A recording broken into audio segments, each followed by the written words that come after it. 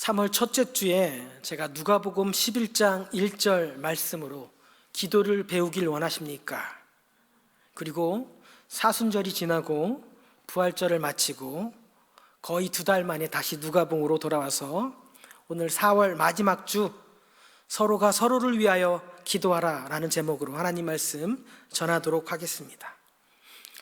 3월 첫째 주에 전했던 말씀을 다시 한번 되돌아보면 제자 중에 한 사람이 예수님께서 기도를 마치고 나왔더니 주여 우리에게도 기도를 가르쳐 주옵소서. 아무도 관심 갖지 않았던 이 예수님의 기도에 대해서 주여 우리도 주님처럼 기도할 수 있도록 기도를 가르쳐 주옵소서. 이 한 제자는 예수님의 힘과 능과 지혜가 어디서부터 나오는 걸까? 왜 예수님은 새벽마다 하나님께 기도하는 걸까? 그렇다면 그 힘도 그 지혜도 그 능도 기도로부터 나오는구나.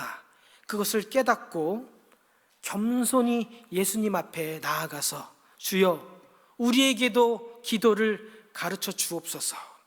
그랬더니 예수님께서 너희는 기도할 때 이렇게 기도하라 하면서 기도의 내용들을 가르쳐 주셨습니다. 그 기도의 내용들은 우리가 잘 알고 있는 주 기도문입니다. 그리고는 기도자가 기도할 때 어떤 자세, 어떤 마음의 자세로 기도를 해야 되는지를 기도자의 마음 자세를 가르쳐 주시기 위해서 오늘 본문을 말씀하셨습니다. 그리고 이렇게 시작합니다. 또 이르시되 너희 중에 누가 벗이 있는데 하면서 우리에게 아주 친근한 벗이라는 단어로 시작하셨습니다. 한밤중에 찾아온 벗에 대한 이야기를 하십니다. 한밤중에 라는 시기가 중요합니다. 보통 성경에 밤중, 어두운 밤중이라는 단어는요 도적이 찾아오는 때를 의미합니다. 우리 주님도 다시 오실 때 어떻게 오시냐면 도적같이 한밤중에 오신다라고 말씀하셨습니다. 신랑을 기다리던 등불을 준비했던 신부가 기다리다 피곤하여 잠이 들었을 때 한밤중에 신랑이 찾아왔습니다. 바울과 실라가 흔신 매를 두들겨 맞고 온몸이 노근한 한밤중에 옥중에서 찬양을 하였더니 옥문이 열렸다라고 기록하죠. 그렇게 모두가 지쳐서 잠든 한밤중에 벗을 찾아온 또 다른 벗, 친구를 찾아온 또 다른 친구 이야기를 예수님께서 하셨습니다. 이 벗은 자기를 찾아온 여행 중에 있는 한 벗에게 드리고 싶은데, 주고 싶은데, 대접하고 싶은데 대접할 빵이 없어서 이 마을에 있던 또 다른 벗에게 찾아가서 빵을 달라고 요청을 합니다. 그러면 오늘 본문에 나오는 총 벗은 몇 명이 나옵니까? 3명이 등장합니다. 여행 중에 친구를 찾아온 벗이라는 사람이 있고 이 친구를 대접하는 호스트 벗이 있고 대접할 것이 없어서 마을 안에 있는 또 다른 벗을 찾아간 벗 총 3명이 나옵니다.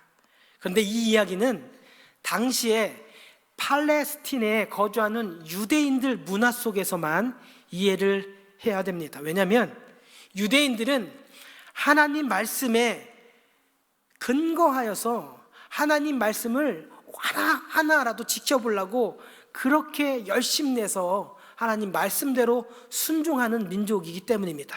그런데 하나님께서 출애굽할 때 너희도 이방 땅에서 나그네가 되었으니 너희를 찾아오는 고아와 과부와 나그네에게 환대를 하라고 그렇게 명령을 하셨기 때문입니다. 출애굽기 22장 21절에서 23절 말씀 함께 우리 큰 목소리로 같이 합독하겠습니다. 시작. 너는 이방 나그네를 압제하지 말며 그들을 학대하지 말라. 너희도 애굽 땅에서 나그네였음이라. 너는 과부나 고아를 해롭게 하지 말라. 내가 만일 그들을 해롭게 함으로 그들이 내게 부르짖으면 내가 반드시 그 부르짖음을 들으리라. 이렇게 너희들도 원래 애굽의 종되었던 너희들이 이 가나안 땅 광야에서 나그네였다는 것을 기억하고 너희를 찾아오는 나그네를 환대하라고 성경이 하나님의 말씀을 통하여 명령하셨기 때문에 이 팔레스틴 유대인 민족들은요, 환대를 위해서는 목숨을 내는 사람들, 그런 사람들입니다. 뿐만 아니라 환대를 해주는 그 호스트 책임뿐만 아니라 그 동네 모든 사람에게 이 책임이 주어집니다. 왜냐하면 한 사람의 나그네를 환대하지 않았다면 그 수치심과 사회적인 책임은 개인의 몫으로 끝나지 않고 그 동네의 전체의 평판으로 이어지기 때문에 단순히 지나가는 나그네 한 사람을 푸대접했다는 불명예가 호스트 한 사람에게 있는 것이 아니라 마을 전체가 불친절한 동네라고 소문이 나기 때문에 공동의 책임을 져야만 합니다. 그래서 한밤중에 찾아온 이 벗에게 환대를 하기 위하여 먹을 것을 구하기 위해 염치불고하고 마을 안에 있는 가깝게 지내던 벗에게 찾아가서 한밤중에 요청을 합니다. 그랬는데 이 마을 안에 있던 친구는 핑계를 대죠. 문이 이미 닫혔고 아이들이 나와 함께 침실에 누웠으니 일어나서 내게 줄 수가 없노라. 밤중에 찾아온 나그네 친구를 대접하고 싶지만 먹을거리가 하나도 없는 이 가난한 주인.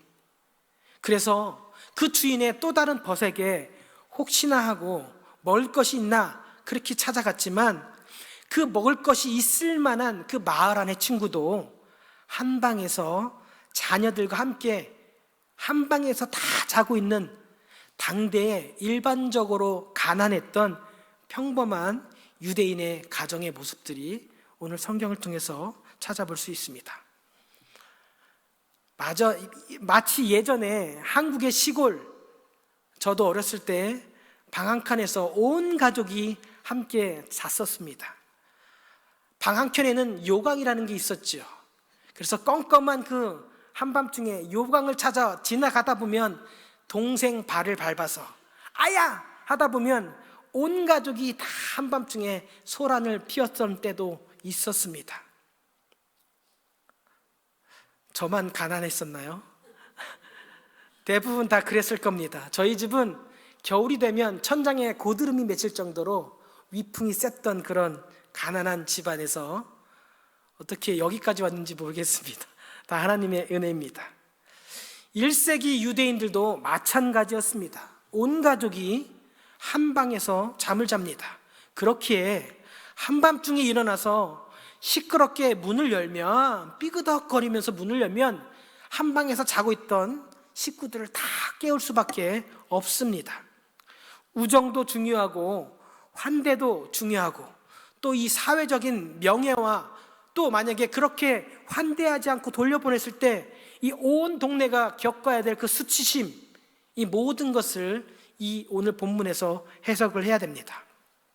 자, 그럼 먼저 왜 예수님께서 벗이란 단어를 사용하셨을까? 우리가 벗이라고 하면 보통은 가까운 친구이죠. 친구도 아주 오랫동안 가깝게 두고 지내온 사이를 친구라고 하지 않습니까?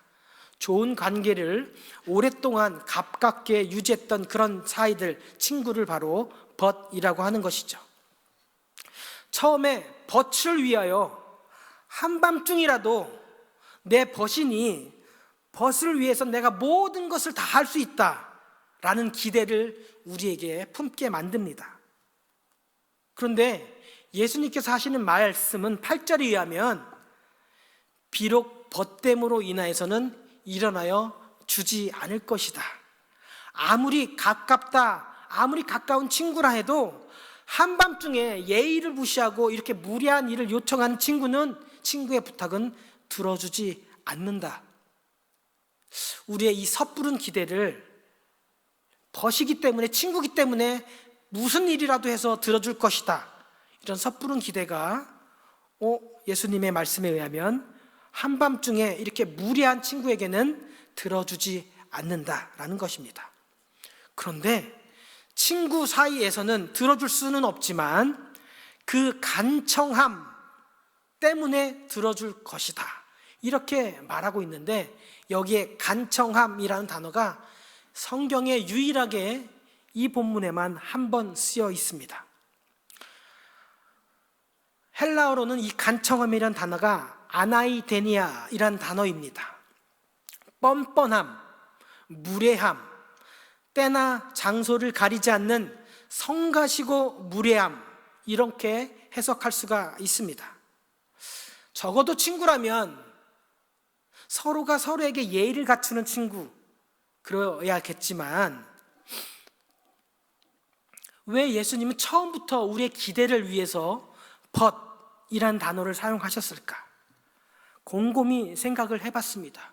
우리가 생각하는 친구는 친구 따라서 강남 가고 친구의 모든 것을 내어줄 수 있는 그런 친구일 텐데, 친구일지라도 들어주지 않는다라는 말씀을 하셨을까?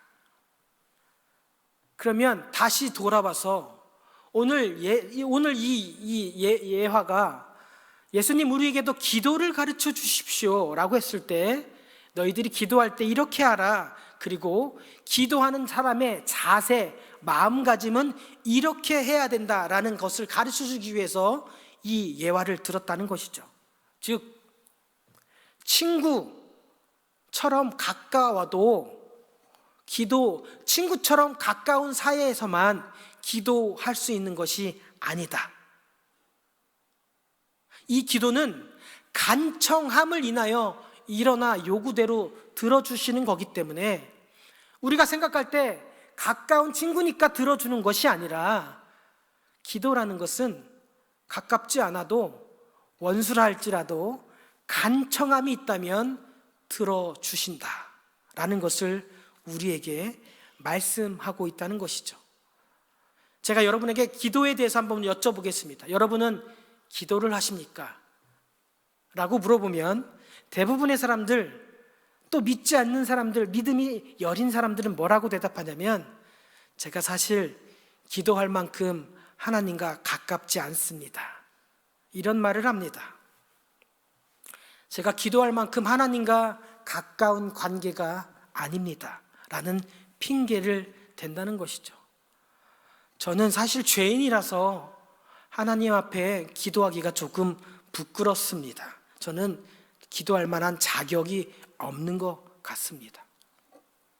우리는 그렇게 기도하지 않는 핑계를 댑니다. 그런데 오늘 본문은 기도는 친구라서 하는 게 아니다라는 것을 우리에게 가르쳐 주는 것이죠. 오늘 본문에는 친구라고 해서는 이 밤중에 나온 부탁을 들어주지 않을 것이다. 그러나 그 간청함, 그 한밤중에 자는 친구를 깨워서 무례하게 요구하는 그 간청함으로 인해 너의 아버지, 하늘아버지가 너의 기도에 응답해 주실 것이다를 우리에게 가르쳐 주고 있는 것입니다. 기도는 어떤 자격이나 어떤 관계를 떠나서 누구라도 하나님 아버지께 매달릴 수 있다는 것을 말하고 있는 것입니다. 어느 누구라도 죄인이라 할지라도, 심지어 원수라 할지라도 이 간청함만 있다면 하나님은 그 간청함으로 인하여 너희의 기도에 응답해 주실 것이다. 오늘 읽지는 않았지만 13절에 이렇게 기록합니다. 너희가 악할지라도 좋은 것을 자식에게 줄 알거든 하물며 너희 하늘 아버지께서 간청하는 자에게 성령을 주시지 않겠느냐, 이렇게 기록하고 있다는 것이죠. 그러니 더 이상 저는 하나님과 기도할 만한 관계가 아닙니다. 저는 하나님과 그렇게 친근하지 않습니다. 핑계 대지 마시고, 자격이 없어도, 내가 죄인이라 할지라도, 하나님 앞에 부끄러운 죄인이라 할지라도 지금 이 밤에 하나님 앞에 엎드려 간청하는 저와 여러분 되시길 예수님의 이름으로 축복합니다. 하나님과 관계를 회복하길 원하면 사람과의 관계를 회복할 때 어떻게 하면 됩니까? 내가 박지사님과 어떻게 하다 말싸움이 일어났고 관계가 틀어졌는데 못 본 척 외면하고 고개도 돌리지 않고 대화도 하지 않으면 어떻게 그 관계가 회복될 수 있겠습니까? 하나님과도 마찬가지라는 것이죠. 하나님, 제가 부끄러워서, 감추고 싶어서, 제 과거가 너무너무 부끄러워서 하나님 저는 기도하지 못하겠습니다가 아니라, 그럼에도 불구하고 하나님은 우리의 간청함을 인하여 우리의 기도에 응답해 주시는 하나님을 믿으시고, 깨어진 관계, 넘어서지 못할 관계가 있다면 이 시간 하나님께 엎드려 간구하시면 됩니다. 그러면 우리가 요청한 하나님 아버지, 제가 부족합니다. 제가 죄인이었습니다. 사실은 제가 원수처럼 살았습니다. 그러나 용서하여 주시옵소서 라고 우리가 읊조리기만 한다면 하나님은 우리의 간청함을 아시고 우리의 과거의 모든 잘못을 단번에 용서하시는 하나님이심을 믿으시길 부탁합니다. 마찬가지입니다. 제가 자격이 없어서 솔직히 1년에 한 번 크리스마스 때만 기도를 합니다 라고 하셨던 분들, 하나님께 좀 더 자주 기도하시고 좀 더 자주 하나님과 개인적인 시간을 만나셔야 됩니다. 하나님은 여러분을 기다리고 계십니다. 그런데 정작 본인은 저는 자격이 없습니다. 저는 죄인입니다.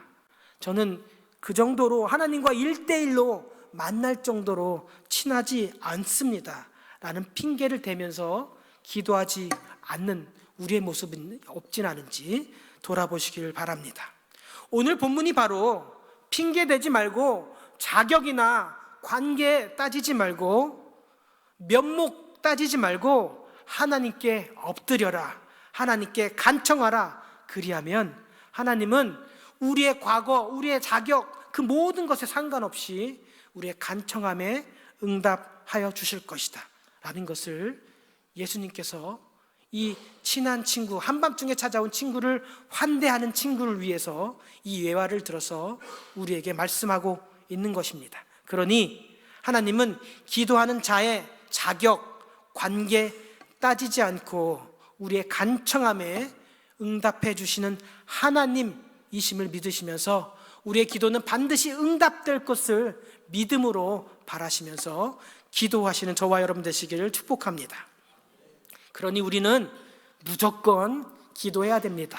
무조건 엎드려야 됩니다. 상황과 때를 따지다 보면 지금은 너무 늦었으니, 지금은 이러니, 지금은 너무 어려우니 핑계거리는 너무나도 많습니다.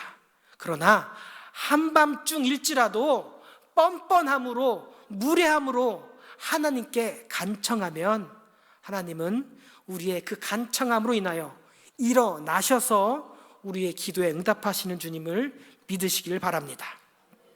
또 하나 우리가 한 번 더 생각해 보아야 될 것이 있습니다. 오늘 본문의 집주인 호스트는요, 자기에게 찾아온, 한밤중에 찾아온 나그네를 위해서 친구를 찾아가서 무례하게 요청을 했습니다. 자기의 배고픔을 인하여 한밤중에 가서 노크를 한 것이 아니라 내가 아닌 나의 친구의 배고픔을 위하여 한밤중에 가서 요청을 했다는 겁니다. 우리가 여기서 깨달아야 할 것은, 기도는 나를 위한 기도도 중요하지만 내가 아닌 나보다 더 연약한, 나보다 더 어려움에 있는 타인을 위해서 기도하는 것이 중요하다라는 것을 깨닫게 해주십니다. 어떤 분의 내용을, 기도의 내용을 살펴보면 1시간 내내 열심히 기도하지만 나, 내 삶, 내 직장, 내 가족, 온통 기도 내용이 내 가족, 내 자신으로 가득 차 있을 수 있습니다. 다른 사람을 위한 기도는 하나도 없고 오직 나를 위한 기도로 가득 차 있다면 그것은 기도가 아닌 마법의 주문이고 점치는 자들이 외치는 주술밖에 되지 않을 것입니다. 만약 모든 사람들이 자기만을 위하여 기도한다면 그곳은 아무리 기도하는 사람들이 많아도 그것은 아무리 기도하는 사람이 많을다 할지라도 기도의 응답이 항상 내가 먼저 돼야 하는, 내가 우선순위 돼야 되는 지옥과 뭐가 다르겠습니까? 어떤 목사님이 예전에 예화를 들었던 그 예화가 떠올랐습니다. 천국이나 지옥이나 끝없이 펼쳐진 진수성찬이 차려져 있는데 지옥에 있는 사람들은 자기 앞에 있는 기다란 젓가락으로 어떻게 음식을 잡아서 자기 입에 넣어보려고 하지만 젓가락이 너무 길어서 자기 입에는 결코 넣을 수 없다는 것을 알면서도 자기의 입을 향해서 계속 노력하기 때문에 지옥에 있는 사람들은 빼빼 고른 사람밖에 없다. 그러나 천국에 있는 사람들은 그 기다란 젓가락으로 나의 입술, 나의 배를 채우려고 하는 것이 아니라 내 앞에 있는 마주 앉아 있는 상대의 입을, 상대의 배를 채워준다는 것이죠. 지옥에 있는 사람들은 그 긴 젓가락으로 잡은 음식을 자기 입에 넣으려고 부단히 노력하지만 결코 먹을 수가 없는 곳. 그래서 지옥은 굶주림으로 지친 사람들로 아비규환이라고 합니다. 그런데 천국은 다르죠. 똑같은 음식, 똑같은 진수성찬에 똑같은 기다란 젓가락이 있지만 저마다 들려진 그 젓가락을 상대방을 먼저 먹여주는 곳이 바로 천국이라는 것입니다. 지옥은 다른 사람보다 내가 우선순위 되는 곳, 내가 먼저가 되는 곳이 바로 지옥이고, 천국은 나보다 다른 사람들을 먼저 생각하는 곳, 그것이 바로 천국이라는 것이죠. 마찬가지로 기도의 내용이 모두 나를 위한 축복으로 가득 차 있다면 그것은 내가 왕이 되고 내가 다스리고 내가 주인이 되는 세상일 것입니다.